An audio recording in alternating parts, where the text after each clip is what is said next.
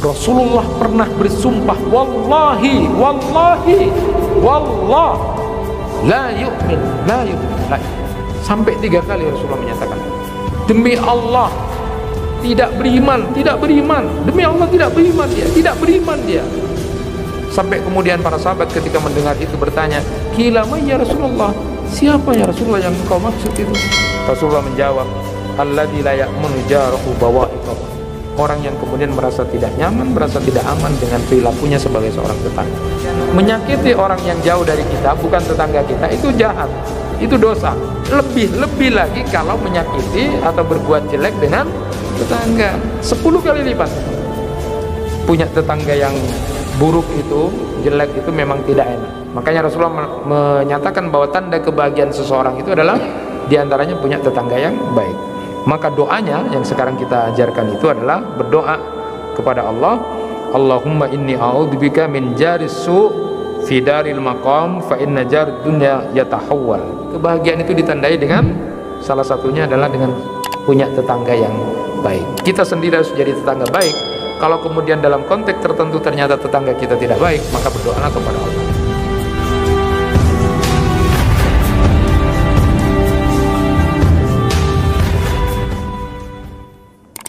Assalamualaikum warahmatullahi wabarakatuh.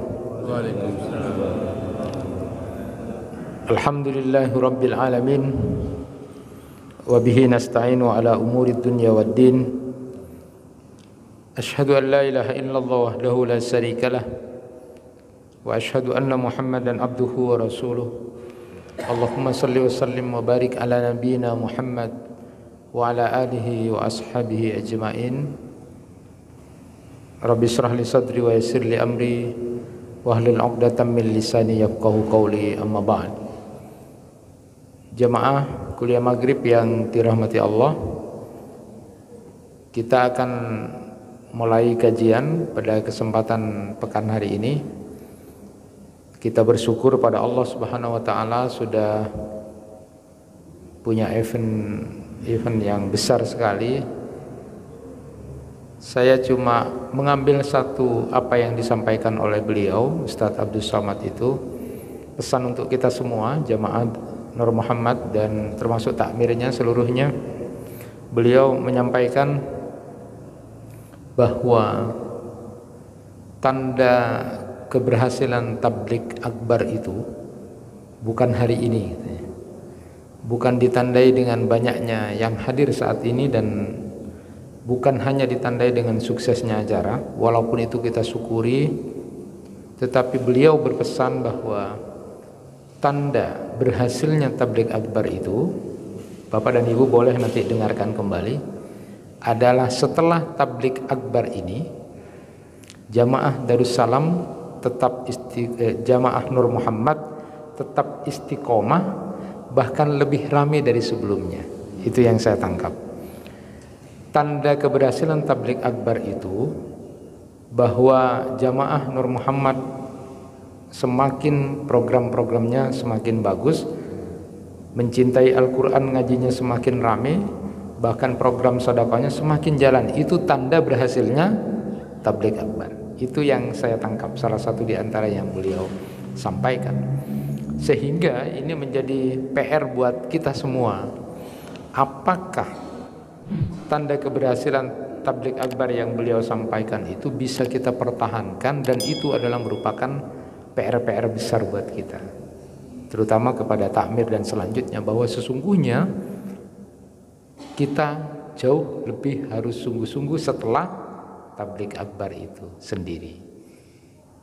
Sebagaimana dalam hal yang disampaikan oleh ulama kaitan dengan hal ini, bahwa ada amal-amal besar yang kadang-kadang menjadi kecil di pandangan Allah karena niat. Begitupun sebaliknya, ada amalan-amalan kecil menjadi besar karena niat. Disitulah kita diingatkan bahwa jangan sampai kita menjadi orang terperdaya dengan hal-hal besar, persoalan-persoalan besar, tetapi kita mengentengkan hal-hal kecil yang justru akan menjatuhkan kita. Dan kesempatan kali ini kita akan bahas itu tentang bagaimana kita beretika tetangga dan doa bagaimana supaya kita termasuk orang-orang yang menjadi tetangga yang baik dan kemudian menjadi orang yang terjauh memiliki tetangga yang jelek. Saya ingin sampaikan ini penting, Bapak dan Ibu sekalian. Beberapa hari ini saya diundang untuk ngisi halal bihalal di beberapa RT. Saya justru punya konsep, seandainya ini dipakai semuanya di RT-RT itu, konsepnya apa? Saya bilang ada the best neighborhood. Ada pemilihan setiap tahun, setiap acara halal bihalal, ada pemilihan tetangga terbaik. Kalau itu kemudian diapresiasi lalu dibuka, ya, lomba tetangga terbaik. Semua RT itu punya program mengadakan pemilihan tetangga terbaik. Tetapi tidak usah kemudian dipilih tetangga terjelek atau jelek. Itu sudah menyindir sendiri nanti yang jelek, kira-kira begitu kan. Jadi tetangga terbaik itu pemilihan nanti. Yang jadi ketua RT kebetulan di sini mungkin ada, siapapun, ada lomba tetangga terbaik. Teknisnya nanti bisa pemilihan semua warga untuk secara sembunyi-sembunyi, ada beberapa tetangga masing-masing untuk memilih, itu gampang saja teknisnya. Tetapi menarik karena ini adalah persoalan seolah-olah kecil tapi bisa jatuh gara-gara itu. Saya ingin sampaikan, saat Rasulullah SAW itu diaduin oleh salah seorang tentang model dua tetangga, yang diceritakan di sini adalah dua perempuan. Makanya saya bilang jangan mengentengkan hal-hal kecil, karena hal-hal besar itu bisa jadi jatuh, tidak punya nilai kalau mengentengkan yang kecil. Ya Rasulullah, inna fulana taqumul laila wa tasumul nahar wa taf'al wa tasd wa tu'di jiranaha bilisaniha. Faqala Rasulullah sallallahu alaihi wasallam, la khaira fiha, hiya min ahlin nar. Wa fulana tusalli al-maktubah wa tusaddaqu bi aswari wa la tu'di ahadan. Faqala Rasulullah sallallahu alaihi wasallam, hiya min ahlil jannah. Jadi ada seorang sahabat yang mengadu kepada Rasulullah, bercerita tentang dua tipikal wanita yang diceritakan dalam hadis ini. Beliau diaduin, ya Rasulullah, ada seorang perempuan yang sholat malamnya kayaknya wes bagus tuh, bagus. Sholat malam, dia juga puasa di siang hari, lalu dia juga bersedekah banyak kelihatannya.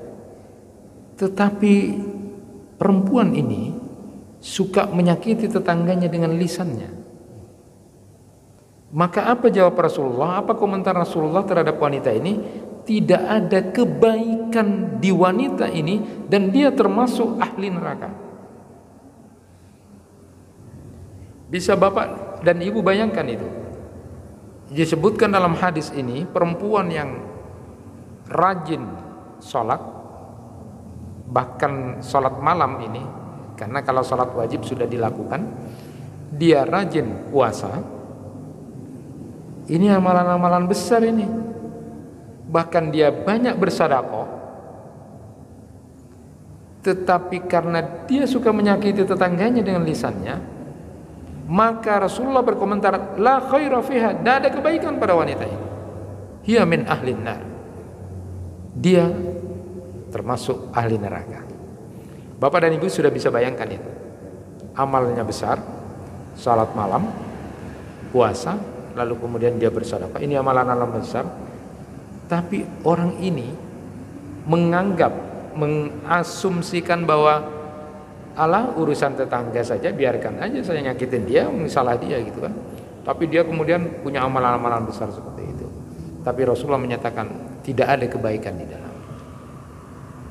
Sebaliknya, ketika diberikan gambaran tentang seorang perempuan yang dia cuma sholat wajib saja, artinya dia menjaga sholat wajibnya saja, tidak tampak banyak amalan-amalan sholat yang lain.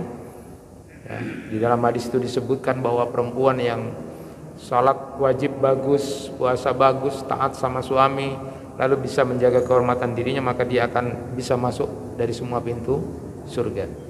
Nah, perempuan ini rupa-rupanya digambarkan ya salatnya salat biasa saja wajib gitu ya. Lalu kemudian dia puasa-puasa yang ada saja, lalu kemudian dia memberikan sedekah semampu dan seadanya dia punya, tidak terlalu banyak. Tetapi ya Rasulullah, wanita ini sama sekali tidak pernah keluar dari lisannya menyakiti siapapun. Apa komentar Rasulullah? Perempuan ini ahli surga. Bisa dibayangkan, amalannya biasa kelihatannya, salatnya wajib-wajib saja, bahasa sederhananya begitu, puasanya yang wajib saja, lalu kemudian dia sedekahnya yang dia punya saja. Tetapi perempuan ini lalu tidak pernah menyakiti siapapun. Ini perkara kecil, perkara-perkara kecil kita tinggalkan, lalu kemudian kita memandang sesuatu yang besar. Ternyata dia termasuk ahli surga. Inilah kenapa kemudian penting untuk kita bahas bersama. Jangan pernah meremehkan persoalan-persoalan kecil lalu kemudian kita melihat sesuatu yang besar. Maka buat kita adalah berusaha untuk tetap baik dalam situasi dan kondisi apapun dan dalam keadaan apapun. Termasuk yang saya sampaikan tadi. Kalau kita sudah merasa menjadi orang yang bagus salatnya, bagus puasanya, bagus sedekah kita, tapi kok dalam interaksi sosial kita suka menyakiti, itu juga berbahaya. Inilah koreksian kita pada kesempatan malam ini.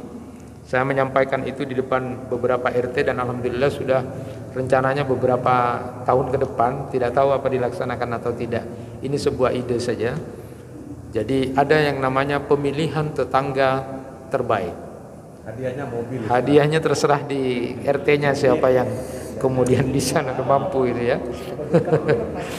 Kalau perumahan elit mungkin ya bolehlah dia mobil gitu kan, ada sponsornya. Tapi kalau perumahan kumuh ya tidak bisa mobil itu ya, paling tidak ada penghargaan. Nah, penghargaan itulah yang menjadi sesuatu yang penting buat kita. Nah, kenapa? Karena kadang-kadang kita menganggap itu sesuatu yang ya tidak ada punya nilai. Padahal ternyata tadi disebutkan bisa menjadi ahli surga, ahli neraka gara-gara kemudian kita menyakiti tetangga.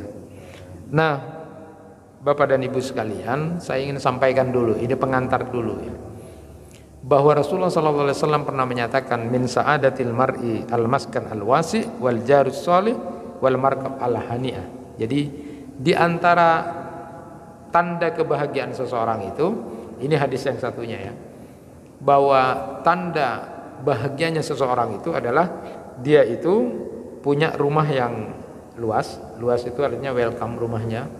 Jadi boleh senang orang ke rumah dia, senang gitu kan, welcome saja gitu. Luas rumahnya, nyaman, dipakai untuk apapun.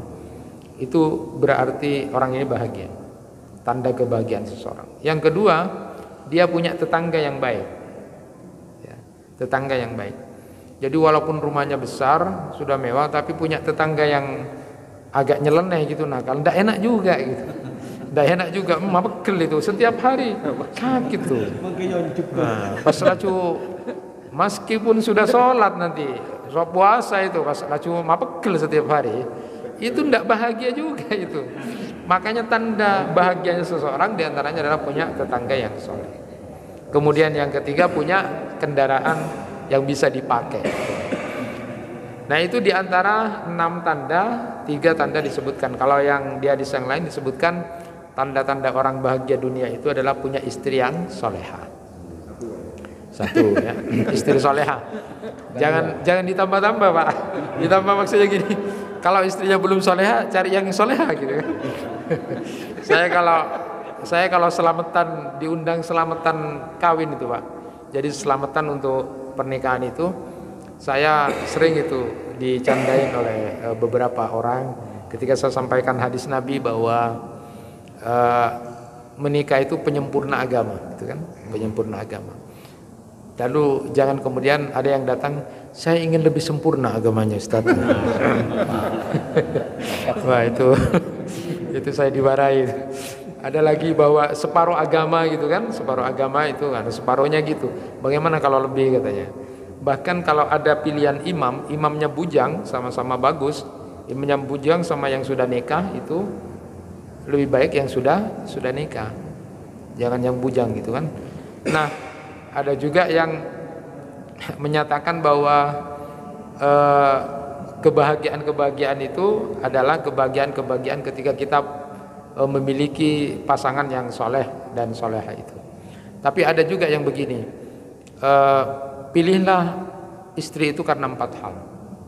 Karena kecantikannya, karena nasab atau keturunannya, lalu karena ekonominya, lalu kemudian karena agamanya. Nah, 4 ini semuanya menjadi pertimbangan. Tidak boleh kemudian lalu pertimbangan memang yang Rasulullah bilang, tapi yang kamu pilih adalah karena akhlak dan agamanya. Tetapi bukan berarti yang 3 ini tidak dipegang, tetap menjadi pertimbangan, karena itulah yang harus kita cari. Nah, katanya ulama itu ada yang mengatakan yang 3 ini 0 semuanya. Cantik itu 0, nasab itu 0, kaya itu 0. Tapi kalau nilai akhlak dan agamanya bagus itu 1. Maka kalau memilih pasangan, cari yang akhlak agamanya bagus, nilainya 1. Kalau dia ganteng atau cantik 0 berarti 10. Tapi kalau kemudian dia nasab dari orang keturunan baik-baik berarti 100. Dan kalau kemudian ditambah 1000, tergantung itu. Tapi kalau cuma cantik saja, yang 3 tidak ada, atau kemudian nasab saja, maka itu 0 tetap nilainya. Nah, itu perhatian buat yang belum itu ya, yang jomblo. Tapi ada juga yang begini. Ada yang karena pertimbangan itu 4 hal, ada yang kemudian tanya, Ustadz, bisik-bisik, istri saya agamanya bagus Ustadz, ya, dan dari nasab yang bagus, tapi 2-nya kurang Ustadz, tidak terlalu cantik, terus tidak kaya gitu. Bagaimana, boleh tidak menyempurnakan yang 4 itu biar sempurna? 4 dapat, 2 sudah ada, cari yang sekarang yang punya nilai 2 gini. Wah, itu Bapak. Itu kalau selamatan perkawinan itu. Nah, Bapak dan Ibu sekalian, kita kembali kepada persoalan itu bahwa ciri kebahagiaan dunia itu disebutkan punya pasangan yang soleh atau soleha, punya anak-anak yang soleh dan soleha, punya pendapatan atau rizki yang halal di negerinya sendiri. Itu tanda-tanda orang bahagia di dunia.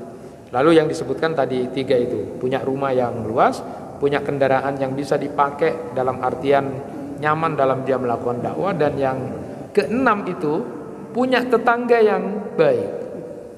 Jadi kalau kelima-limanya baik tapi punya tetangga yang mapekel setiap hari, itu bisa spot jantung juga itu ya, walaupun sudah punya 5-limanya gitu. Nah, inilah kemudian pada kesempatan kali ini kita ingin sampaikan. Bahkan di dalam Quran surat An-Nisa ayat 36, Allah Subhanahu wa taala menyebut secara khusus itu.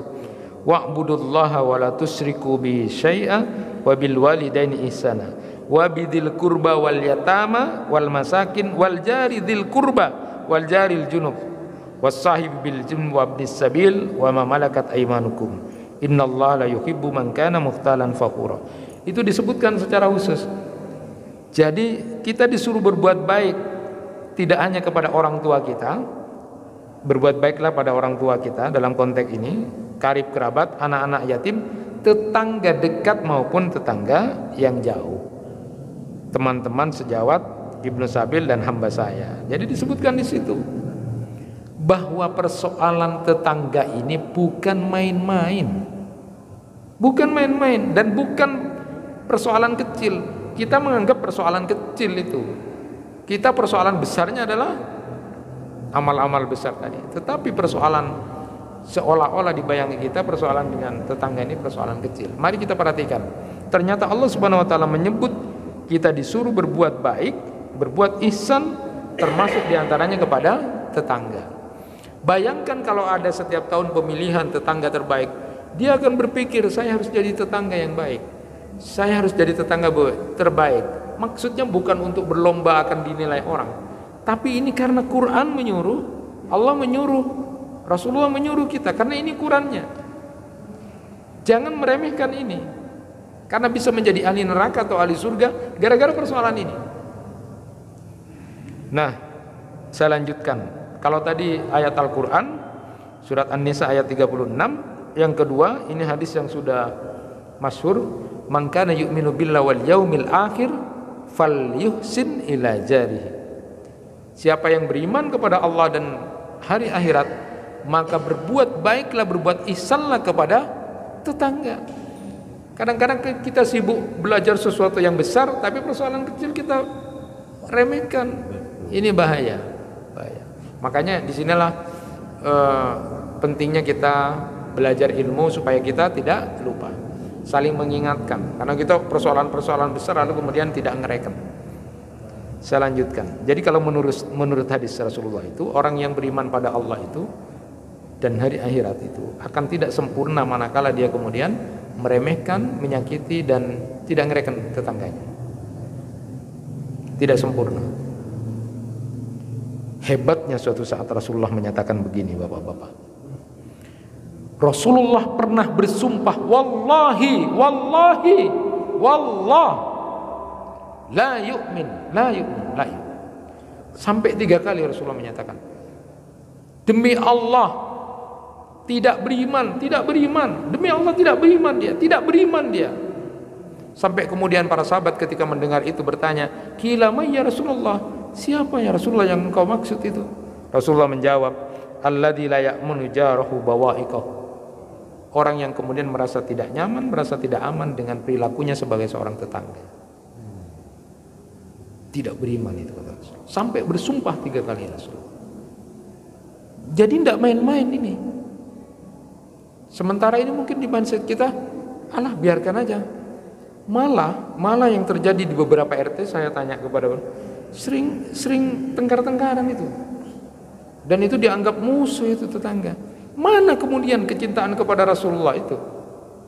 Kalau Rasulullah saja sampai kemudian bersumpah demi Allah tidak beriman, manakala kemudian ada seseorang yang merasa tidak nyaman dengan perilakunya sebagai seorang tetangga. Itu tidak main-main, Bapak dan Ibu sekalian. Sehingga Rasulullah SAW itu banyak diceritakan dalam kehidupan beliau. Periode waktu di Makkah maupun di Madinah itu berbeda. Pada saat periode di Madinah itu sudah berikutnya di Madinah itu Rasulullah senang. Kenapa senang? Karena tetangga-tetangganya baik, saling memberi hadiah, saling memberikan hasil piaraan, memberikan susu dari piaraan-piaraan itu sering, pokoknya sering memberikan hadiah. Bagus, saling membantu, saling menolong. Rasulullah senang itu pada saat berada di Madinah itu. Jadi seperti sahabat-sahabat di kelompok Ansar itu, ada Sa'ad bin Ubadah, Abu Ayyub Al-Ansari, kemudian Asad bin Zurar, Abdullah bin Amr, bapaknya dari Jabir radhiyallahu an. Ummu Salamah bercerita begini, itu Rasulullah itu senang kalau waktu berada di Madinah, tetangga-tetangganya enak semua.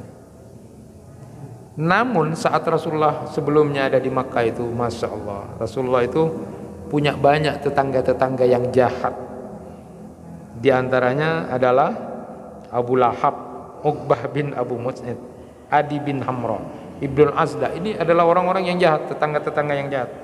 Bahkan diceritakan Rasulullah itu pernah ketika sholat pun kemudian dilempari yang namanya ari-ari domba itu pada waktu sholat. Sampai Rasulullah ketika selesai sholat bangun, ya Abdul Manaf, pertetanggaan model apa ini begini ini? Bertetangga model apa seperti ini? Sampai sebegitunya Rasulullah. Jadi ini hal penting, bahwa tetangga itu juga menjadi tanda kebahagiaan kita. Kita akan bahagia kalau kita punya tetangga yang soleh. Maka dimulai dari kita, jadilah kita tetangga yang soleh, yang bisa memberikan manfaat, kesenangan, menyenangkan pada tetangga kita. Dan ini tidak main-main. Persoalannya memang kayaknya remeh-temeh. Apalah itu, yang penting aku sholat gitu kan, yang penting aku puasa. Tetapi kemudian kita menyakiti tetangga, tidak berbuat ihsan, itu juga bisa menjatuhkan kita, sesuai dengan apa-apa yang disampaikan oleh hadis Rasulullah SAW tadi itu. Saya ingin lanjutkan lagi. beberapa etika yang kemudian disampaikan oleh beliau misalnya, dan itu sudah kita tahu semuanya. Idza tabahta marakan fa'aksir ma'ah summanzur hal baitin min jiranika fa'asibhum minha bima'ruf. Jadi ini sudah sering kita dengar. Jadi kalau bahasanya, kalau kita punya masak gitu kan, kok baunya kedengaran, itu kalau sampai ndak ngasih itu tidak punya etika. Makanya kalau masak-masak itu kira-kira yang kalau kira-kira agak medit, agak bahil, pakai kedap lah supaya ndak didengar itu kan. Masak sate, masak kuah itu kemudian tetangganya orang ndak punya, lah bapak ada tak beri, ada kuah-kuahnya sakale itu. Tapi kebauan itu dosa itu. Ndak main-main dosa. Ada orang yang kemudian nanti dosanya kemudian seperti itu. Orang yang namanya dosa itu kan ada yang sengaja dan tidak sengaja. Dalam konteks ini kalau kemudian kita biarkan, dosa itu. Maka kalau kita punya apa-apa itu jangan ditampakkan kalau kira-kira akan menyakitin dia. Nanti akan saya sampaikan hadis Rasulullah lebih detail itu. Jadi barangkali kalau kita punya apa-apa, ya tetangga juga manfaatkan. Bapak-bapak yang punya mobil, wujud dari kemudian memahami hadis, nanti ada hadis yang kemudian kalau kita punya beli buah-buahan misalnya, buah-buahan, lalu kemudian anak kita kemudian kira-kira ke tetangga kita, itu kok tidak dikasih, itu adalah perbuatan yang tidak baik dan itu tercela. Jadi harus dikasih. Kalau tidak mau dikasih karena memang barangnya sedikit, coba keluar. Jangan dilihatkan pada anak tetangga kita. Jadi harus menikmati juga, itu etikanya. Jadi kalau bapak punya mobil, paling tidak tetangga kita pernah pinjam atau pernah kita bantu untuk ikut di dalam mobil kita. Paling tidak seperti itu nanti. Nah, berdasarkan hadis itu, orang masak saja kan etikanya begitu. Tapi sekarang berapa orang yang masak lalu kemudian kedengaran dan mereka tidak peduli karena menganggap bukan dosa. Yang dosa itu adalah mabuk-mabukan, berzina, mencuri. Kalau itu tidak dosa itu. Berapa banyak orang yang kemudian meremehkan persoalan ini, tapi Rasulullah sudah berkomentar bahwa orang yang seperti ini masuk neraka gara-gara dia juga menyakiti tetangganya. Iya, kalau tetangganya narema pak, ongkuna narema, tapi cari baunya nyaman pak. Tapi tak beri itu. Pas dengan santainya sudah Latina lah, salah ngiding TV gitu kan, itu tidak boleh begitu. Dan bahkan Rasulullah sallallahu alaihi wasallam itu sampai begini, Pak. Rasulullah itu sampai begini. Dari saking intennya malaikat Jibril alaihissalam, jadi dari saking seringnya malaikat Jibril itu datang kepada Rasulullah berpesan berbaik-baik sama tetangga, berbaik-baik sama tetangga, berbaik-baik sama tetangga, sampai Rasulullah mengira nanti suatu saat akan ada wahyu dari Allah yang memberikan kabar bahwa tetangga dapat warisan. Dari saking intennya malaikat Jibril mengatakan berbuat baiklah sama tetangga, berbuatlah baiklah sama tetangga. Nanti kata Rasulullah, hari ada ki bade wahyu ya, cek tetangga itu dapat warisan. Dari saking intennya malaikat Jibril memberitahu kepada Nabi Muhammad untuk selalu berbuat baik kepada tetangga. Nah, ini untuk ukuran kita sekarang Bapak dan Ibu sekalian. Nah, jadi kalau berbuat jelek pada tetangga tadi sudah disampaikan bisa menjadi ahli neraka. Bahkan kita sudah dengar hadis masyhur itu. Bapak dan Ibu sudah pernah dengar hadis masyhur. Ini jelek, sama-sama jelek. Berzina dengan perempuan, dengan wanita itu jelek, perbuatan dosa besar. Tapi berzina dengan tetangganya sendiri, maka itu 10 kali lipat jeleknya dan hukumannya nanti. Itu sudah ada hadis Nabi. Jadi berkhianat dengan orang lain itu dosa. Tapi kalau kemudian berkhianat justru dengan tetangganya sendiri 10 kali lipat hukumannya. Dan itu sudah tahu kadang-kadang. Nah, tapi bukan berarti hadis ini pakai kalau begitu cari saya benih tetangga, saya orang jauh. Nah, itu bukan berarti membolehkan itu. Sama dengan begini. Dalam hadis itu disebutkan bahwa orang sholat bapak-bapak yang mohon maaf sudah sepuh tua, sholat jamaah di masjid, masih jauh lebih baik anak-anak muda yang sholat di masjid. Nah, itu seperti itu. Kenapa? Karena memang kalau anak muda itu masih muda begitu hebat gitu kan. Kalau bapak-bapak yang sudah sepuh wajar lah, arwah lah engak lah, parah bau-bau anu lah, wajar itu kan. Tapi kalau anak muda ada di masjid itu hebat.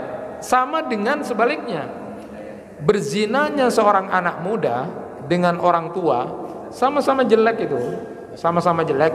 Berzinanya orang tua dengan anak-anak itu masih jauh lebih jelek orang tua yang berzina, orang sudah sepuh berzina itu jauh lebih jelek daripada pemuda yang berzina. Bukan berarti kemudian kalau begitu boleh ngode ya. Tidak begitu ya. Tapi ini perbandingan saja. Nah, konteksnya seperti itu. Jadi menyakiti tetangga itu jauh lebih jahat, lebih jelek. Kalau bapak dalam artian menyakiti orang yang jauh dari kita, bukan tetangga kita, itu jahat, itu dosa. Lebih lagi kalau menyakiti atau berbuat jelek dengan tetangga, 10 kali lipatnya. Nah, oleh karena itu kita paham bahwa punya tetangga yang buruk itu, jelek itu memang tidak enak. Makanya Rasulullah menyatakan bahwa tanda kebahagiaan seseorang itu adalah diantaranya punya tetangga yang baik. Maka doanya yang sekarang kita ajarkan itu adalah berdoa kepada Allah, Allahumma inni a'udzubika min jaris su fi daril maqam fa inna jarid dunya yatahawwal. Jadi Rasulullah mengajarkan doa itu. Kalau kira-kira bapak dan ibu sudah jadi orang baik, tetangga baik, tapi kok punya tetangga yang agak bebel gitu. Maka berdoalah dengan doa itu. Allahumma inni a'udzubika min jaris su. Paling tidak seperti itu. Mari bersama-sama. Allahumma inni a'udzubika min jaris su. Jadi itu dibaca. Jadi kalau lewat bapak seperti itu. Jadi berdoalah kepada Allah, kita tidak punya tetangga yang jelek, karena kebahagiaan itu ditandai dengan salah satunya adalah dengan punya tetangga yang baik. Kita sendiri harus jadi tetangga baik. Kalau kemudian dalam konteks tertentu ternyata tetangga kita tidak baik, maka berdoalah kepada Allah. Nah, belajar dari Rasulullah SAW tadi itu, kalau di kehidupan beliau di Makkah itu memang Rasulullah itu memang pemaaf. Dalam konteks ini Rasulullah itu memang pemaaf. Bahkan ada Abu Jahal itu menyewa orang Yahudi, tahu ndak tugasnya, tetangganya, dia menjadi tetangga Nabi.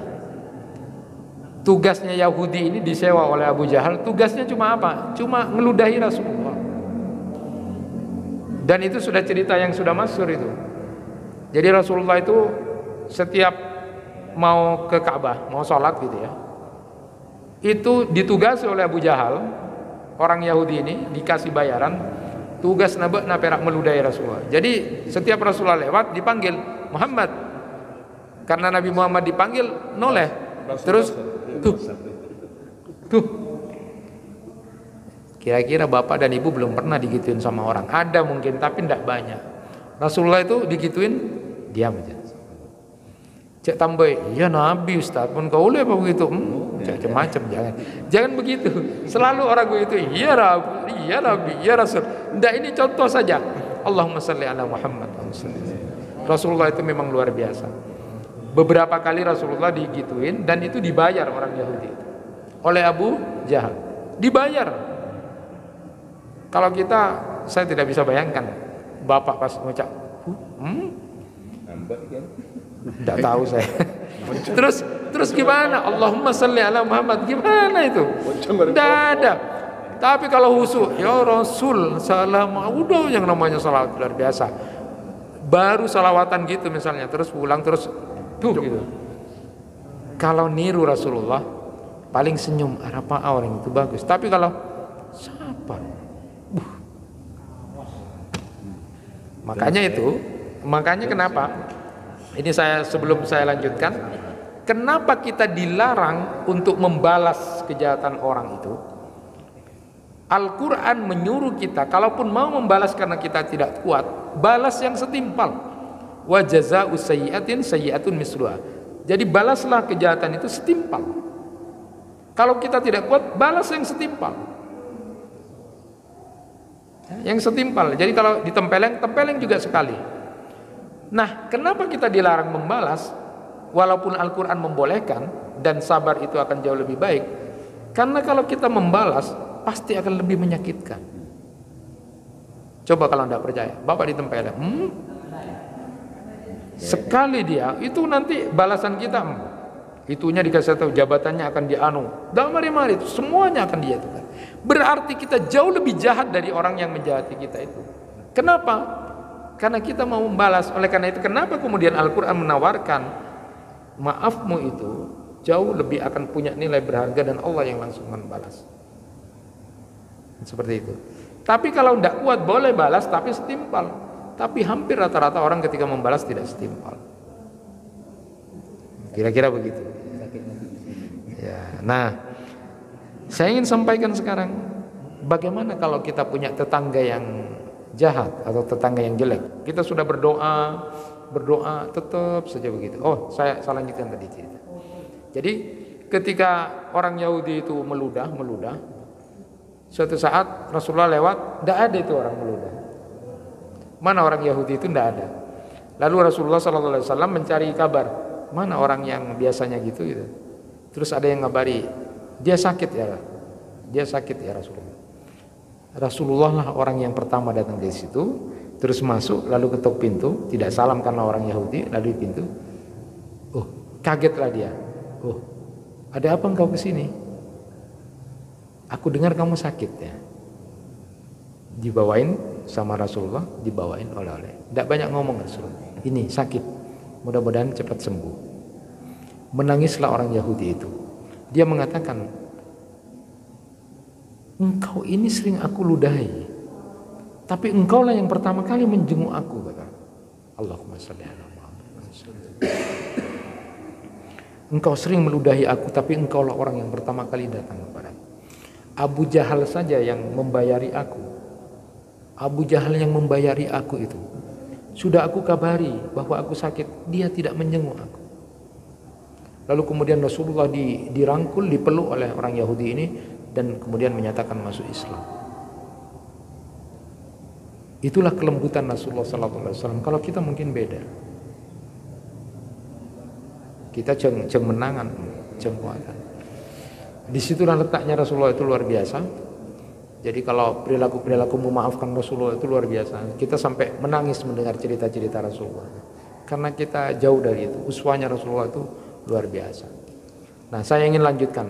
Bagaimana kalau kita punya tetangga yang jelek itu? Maka paling tidak di dalam ajaran agama itu ada 3 yang harus kita lakukan. Yang pertama, tetap bersabar. 1, tetap bersabar dengan perilaku dari tetangga ini. Tetapi kita doakan, ya Allah, mudah-mudahan dia sadar hidayah. Tapi sabar terus. Ustaz tak kelar, sabar. Ini kesempatan kita, karena amalan yang unlimited itu kan ada 3. Memaafkan, bersabar, dan puasa yang langsung Allah balas. Allah yang sendiri yang langsung nanti akan memberikan balasan pahala itu. Puasa itu Allah langsung. Memaafkan Allah langsung. Karena itu berat. Karena tidak semua orang bisa memaafkan. Makanya di dalam Al-Quran itu semua perintah ayatnya menjadi pemaaf, bukan minta maaf. Bukan berarti kemudian tidak minta maaf, tidak. Tetap minta maaf karena itu wajar. Nabi saja ketika mau meninggal dunia beberapa waktu itu kemudian berdiri, hari ini siapa yang merasa aku hutangi, hari ini siapa yang pernah aku salai, silahkan balas sekarang, minta maaf aku. Nah, kebiasaan saya punya teman itu punya kebiasaannya setiap ketemu orang maaf, saporana itu bagus. Jangan nunggu Idul Fitri terus ya. Jadi tidak usah nunggu Idul Fitri. Setiap ketemu saporana. Karena itu penting. Nah, bersabar terus. Bapak dapat pahala terus. Doakan dia yang tidak tahu bahkan menjahati kita, didoakan karena itu tetangga. Kenapa? Karena itu disuruh untuk berbuat baik. Bahkan ceritanya yang luar biasa itu yang sudah kita sama-sama tahu adalah ceritanya siapa? Imam Hanafi. Yang diundang tetangganya berapa kali? 3 kali itu bohongan. Sampai di sana diundang terus tadi apa? Dibiarkan itu. Pulang dia. Besoknya diundang lagi Eco Koco itu, ulama Eco Koco. Diundang tidak apa-apa terus, pulang dengan senyum. Sampai 3 kali begitu. Sampai kemudian ada yang mengetahui itu. Jenengan itu Pak Imam Hanafi kok dipermainkan gitu kok mau? Lah ngaku itu loh enggak apa-apa. Karena ini perintah agama, suruh berbuat yang baik sama tetangga. Karena aku diundang hadir. Tapi impian Eco Koco bahasa kita itu. Tapi kan tidak ada urusan tentang Cokoco, saya diundang, saya mau berbuat. Jadi karena Allah, karena Rasulullah menyuruh saya berbuat baik pada tetangga, ya biar sesenangnya dia. Dia senang dengan begitu, tidak apa-apa. Hebat itu Imam Hanafi. Kalau kita, sekalian itu Cokoco, kita akan Cokoco 10 kali, itu kan akan balas itu kan. Jauh kita itu, Saya sampai pikir itu, iya ya, ini urusan kecil ini. Tapi kadang-kadang kita remehkan. Padahal itu bisa membuat kita ahli neraka atau ahli surga. Yang kedua adalah minta pertolongan pada yang berkuasa. Jadi kalau dalam bahasa kita, supaya kita ingin baik, mintalah kepada ketua RT atau ketua RW atau kalebun. Pak, kalau nanti masalah gini, tetangga saya gini-gini. Boleh. Untuk kebaikan. Kemudian jalan yang ketiga adalah hijrah. Lah bapak tak kelar, tak kuat, langalae, pindah. Beli rumah di tempat lain, itu jual. Tak bisa Bang.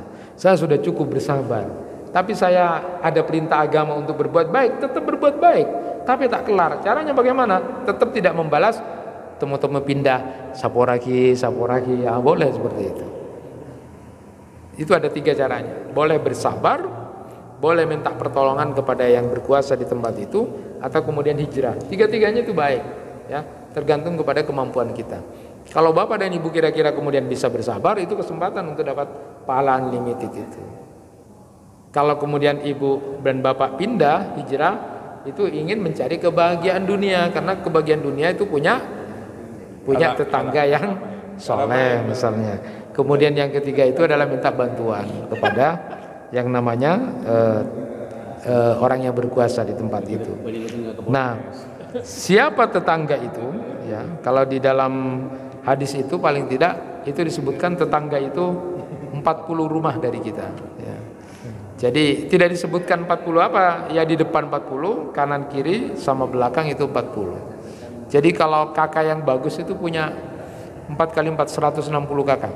Tapi paling tidak dalam konteks kecil, maka punya 40 kakak harus berbuat baik pada 40 kakak yang ada di situ. Dan itu disampaikan oleh Rasulullah SAW sendiri bahwa ukurannya adalah ada 4 itu, ada 40 kakak yang ada. Nah, kalau didasarkan pada kedekatan, maka tetangga itu ada 3 model. Pertama tetangga muslim, yang kedua tetangga non muslim, yang ketiga tetangga muslim dan kerabat.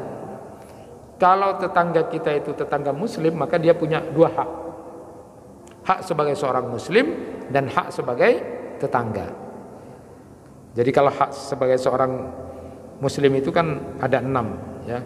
Disebutkan yang sudah kita tahu, jika disalamin maka kemudian jawab salamnya. Lalu kemudian kalau diundang jawab. Kalau dia minta nasihat, nasihati. Kalau dia kemudian bersin kedengaran, wasim gitu, alhamdulillah gitu. Terus kemudian kita baca yarhamukallah. Itu dari tetangga. Hasim, betul lah. Mantir mati asake. Salah itu. Harusnya kan begitu haknya. Jadi kalau tetangga kita sakit, jenguk. Tetangga kita sakit, jenguk. Dan tetangga kita sudah meninggal, kita antar. Itu 6. Itu hak tetangga muslim. Kalau dia itu hak tetangga dan hak sebagai seorang muslim itu tadi, hak muslimnya, hak tetangganya nanti saya bacakan. Yang kedua, kalau dia non muslim cuma punya 1 hak tetangga, ya, jadi kita harus berbuat baik saja. Tapi kalau tetangga kita adalah kerabat kita juga, maka ada 3 hak. Hak sebagai seorang muslim, hak sebagai kerabat kita, lalu kemudian hak sebagai tetangga kita. Ada 3 hak. Saya ingin sampaikan terakhir sekarang, walaupun ini saya singkat saja, bahwa bagaimana memuliakan tetangga. Yang pertama adalah gemar memberi ikut merasakan apa yang kita nikmati, kita berbagi. Itu tetangga yang baik. Jadi ciri kita tetangga yang baik sering berbagi.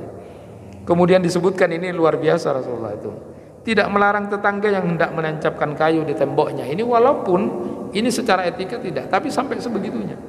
Tetapi karena kita tetangga yang baik, tidak akan mengganggu. Sampai bocornya air misalnya harus kita atur. Jangan kemudian berdasarkan hadis ini, jangan kamu larang malah menancapkan tembok. Tapi kalau kita kan sudah sakit. Tapi tetangga yang baik tidak seperti itu memang. Tetapi dari saking kita disuruh untuk berbuat baik, hatta kemudian melakukan begitu pun tidak usah gitu. Tidak apa-apa itu sampai segitunya. Kemudian tidak menggunjing, memfitnah tetangga atau menzalimi. Malah ada pertanyaan begini. Kalau ingin tahu seseorang, tanya tetangganya. Jadi kalau di sisi lain, kalau kamu ingin tahu baik tidaknya seorang suami atau bapak, tanya istrinya. Jangan tanya pada perempuan-perempuan lain. Karena kalau perempuan-perempuan pasti dibaikin. Tanya sama istrinya atau sebaliknya. Kalau mau tanya apakah istri itu baik atau tidak, jangan tanya kepada bapak, pasti baik itu pada bapak-bapak. Tanya kepada suaminya. Termasuk di sini kalau ingin tahu seseorang, tanya tetangganya, baik enggak? Tidak menyebut-nyebut pemberian kita, tidak bermusuhan dengan tetangga, dan bermurah hati. Nah ini sekarang saya sampaikan terakhir, hak-hak tetangga ini penting. Karena hadis ini disampaikan oleh Rasulullah dari Muaz bin Jabal, "Qulna ya Rasulullah, ma haqqul jar?" Apa hak tetangga itu? Qala, "In istaqratka aqrittahu." Jika mau berhutang, maka berilah hutang. Hak tetangga. Jadi kalau tetangga itu mau hutang, Pak, kita punya, dengan catatan kita punya, beri, Pak. Jika catatan kita punya. Nah, kalau kita tidak punya juga, ya minta maaf tapi dengan senyum. Jadi beri. Itu hak tetangga. Bapak ngasih hutangan kepada orang, tetangganya yang memang betul-betul tahu Bapak butuh, tidak dikasih. Tinarah. Jadi hak tetangga, bila mau berhutang, hutangi. Wa in ista'anaka a'natak. Jika minta bantuan, bantu. Jika minta bantuan, bantu. Wa in ihtaja a'taitahu. Jika butuh sesuatu, beri. Ini luar biasa. Jadi tetangga yang baik begitu. Tetangga kita butuh sesuatu, beri. Kemudian wa in marida ittahu. Jika sakit, jenguk. Jangan walaupun dia nyakitin kita, Pak, sakit, jangan pura-pura. Oh sakit, tapi dalam hati musuh anaknya menterbengkak hati. Nah, itu jelas. Banyak yang begitu saya dengar. Itu saya kadang-kadang itu, ya Allah gimana ini orang itu. Saya sering dengar itu. Tina Ustaz menterbang. Ya Allah, ini tetangganya kok seperti itu. Itu tidak memenuhi hak tetangga. Wa immata tabi'ta janazatahu. Bila mati antarkan jenazahnya. Nah, wa in asabahu khairun sirruka hadiyatahu. Bila dapat kebaikan, ikutlah bergembira dan ucapkan sukacita. Jadi tetangga yang baik, kalau tetangganya itu dapat nikmat, dapat mobil misalnya, alhamdulillah, ya Allah senang aku, nanti aku bisa ikut, bisa bantu, jangan. Bagus itu. Begitu harus merasakan. Tapi jangan beda antara di mulut sama di hati. Alhamdulillah ya Allah, engki waduh. Boleh kata, harus korupsi loh. Jangan korupsi. Tidak bicara. Itu kita tidak bagus. Jadi tetangga yang baik, kalau dia senang, kita ikut bergembira. Kalau dia dapat nikmat, ada hajatan, kita senang. Murni kita senang. Tak usah ditambah-tambahi. Tapi cek nyemunya roh araja mare riba, tak usah. Jadi hak tetangga itu. Wa in asabatu musibatan, ya ini saat ka wa azitahu, sama seperti yang tadi. Kalau dia ditimpa musibah, sakit misalnya, ya kita ikut bersedih, berduka. Ayo tak antar ke rumah sakit, ayo tak bantu. Itu tetangga yang baik, ya. Jangan kemudian di belakangnya, ayo tak bantu, tina meski bengkar, tina ayo tak bantu. Itu bohong. Wala tuti bi kita qadrika illa an ta'rifa lahu minha. Jangan menyakiti dengan api, periuk atau bau masak, kecuali engkau memberi sebagian kepadanya. Tadi sudah disebutkan ada 10 ini. Kemudian yang ke-9, wala tastatillu alai bil bina litasrifa alai arri illa biidni. Jangan engkau meninggikan bangunan rumahmu agar bisa melebihi rumah tetanggamu kecuali atas izin darinya. Ini etika. Tapi jarang. Tidak usah ngomong nanti kan rumah-rumah engkau saya majar TV lah kan suka ada. Itu kadang-kadang orang kayaknya kecil itu menyakiti. Jadi kalau kita mau lebih tinggi atau kemudian ya izinlah saporana nikah anu. Kalau sekarang kan enggak. Ditinggiin, tetangganya juga sama. Tinggi dibangun lagi juga sama. Musuh-musuhan. Ini saya bilang, tetangga macam apa ini kata Rasulullah? Ya Abdul Manaf, ini model pertetanggaan siapa yang ngajari begini? Karena mereka banyak yang tidak punya etika dalam hal bertetangga. Mereka menjaga dirinya dalam hal-hal besar, dalam hal-hal tertentu kelihatannya, tapi hal-hal kecil justru menunjukkan permusuhan dan tidak baik. Terakhir, wa in istaraita fakihatan fahdilahu minha wa illa fadhula sirran. Bila kamu membeli buah-buahan, maka berikan sebagian buah-buahan itu kepada tetanggamu. Bila tidak ingin memberi, maka masukkan buah-buahan itu sembunyi-sembunyi, jangan sampai ketahuan. Itu etika. Kalau kita kan enggak. Saya tak abri, tahu jong. Cina mau tahu kapin. Astagfirullah. Saya sampai ini punya etika. Maka kita kadang-kadang memamerkan kekayaan kita melalui anak-anak kita, memamerkan dosa kita melalui anak-anak kita dengan seperti itu. Kadang-kadang aduan seperti itu. Hampir 10 hak tetangga ini banyak yang tidak dijalankan oleh kita. Lalu kita menganggap ini persoalan kecil, karena persoalan besar itu cuma sholat, puasa dan bersedekah. Maka Rasulullah sendiri berkomentar, di neraka orang seperti ini. Maka jangan sekali-kali meremehkan hal kecil, termasuk teruslah perbaiki apa yang bisa kita lakukan dalam keseharian kita, karena itu akan menentukan diri kita di posisi mana kita berada. Mudah-mudahan Allah Subhanahu wa taala selalu memberikan hidayah kepada kita untuk tetap istiqomah di dalam ketaatan kepada Allah Subhanahu wa taala, untuk tetap melakukan kebaikan-kebaikan yang namanya PR-PR besar dari Ustadz Abdul Somad dijalankan. Artinya salat subuhnya semakin ramai, salat maghrib, isya itu pertanda bahwa tabligh akbar itu besar. Bahkan seperti yang pernah kita ketahui bahwa orang Yahudi mengatakan, seorang pemimpin Yahudi, saya tidak akan pernah takut kepada umat Islam sebelum umat Islam itu jumlah salat subuhnya sama dengan salat Jumat. Kalau itu bisa dilakukan, bagus kita. Program kita sudah luar biasa. Di Nur Muhammad ini sudah luar biasa. Ada program-program yang luar biasa. Tapi ada satu program kalau mau berhasil. Bisakah Nur Muhammad membuat salat subuhnya sama seperti salat Jumat yang rame sampai menunggu makanan di situ? Apakah model makannya nanti tidak habis Jumatan, makannya nanti habis subuh? Apakah masih tetap ada jamaah banyak atau tidak? Itu saja, mudah-mudahan Allah Subhanahu wa taala memberikan kebaikan kepada kita. Kita akhiri dengan bacaan kafaratul majlis. Subhanakallahumma wa bihamdika, asyhadu an la ilaha illa anta, astaghfiruka wa atubu ilaik. Kurang lebihnya mohon maaf. Wassalamualaikum warahmatullahi wabarakatuh.